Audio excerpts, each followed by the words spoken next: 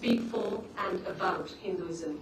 Academic truths are challenged, and rival truth claims are asserted in their stead.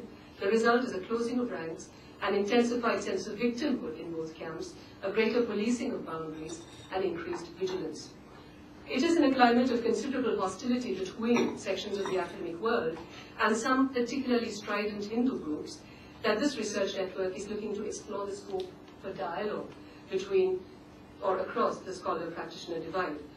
What we are pushing for is a different mode of engagement, one where the scholar does not treat the practitioner as an object of inquiry, but one where both engage on equal terms.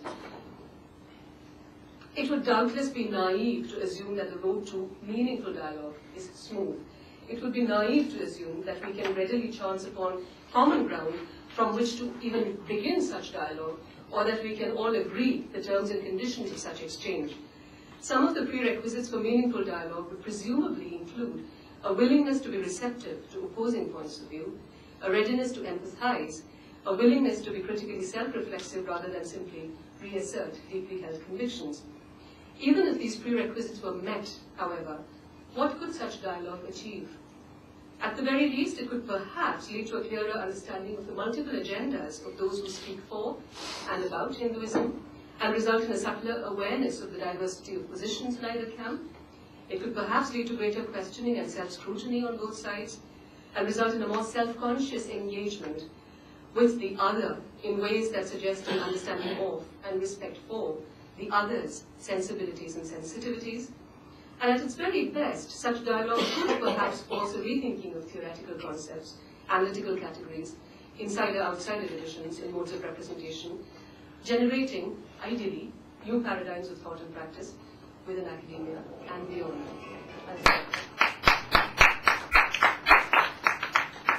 Thank you very much, Maya, for being kind.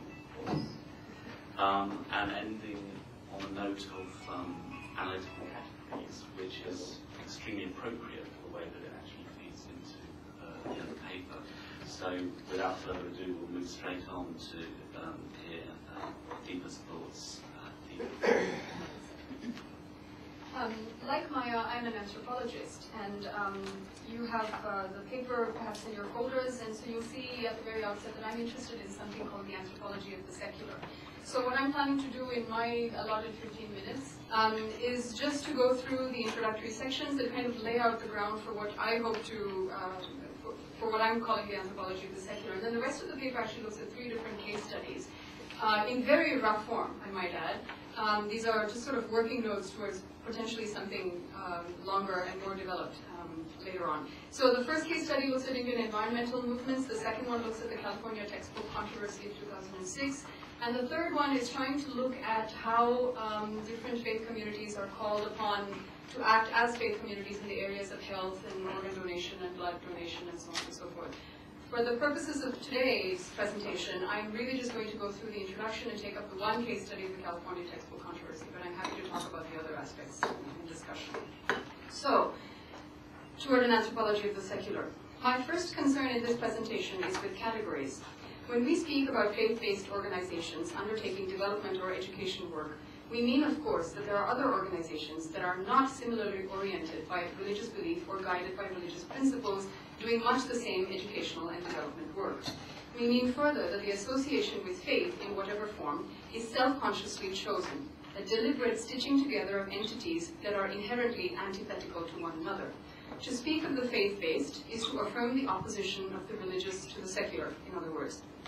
But it's not just this opposition that is formative. Rather, it is the process by which the religious and the secular are increasingly conjoined and made to speak to one another that defines the present moment in many ways.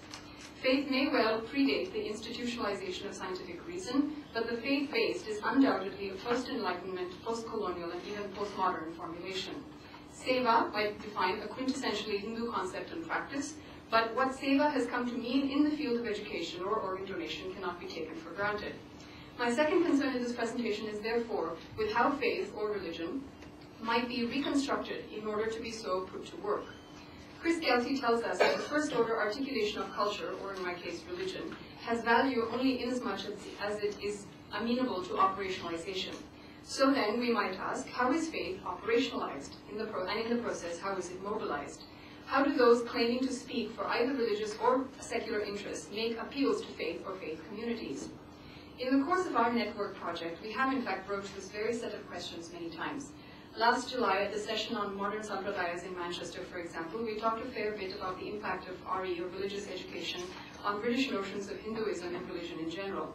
We had Rasamandala Dasa, a Hare Krishna devotee, and someone who has been involved in producing educational materials for religious education, speak about his work.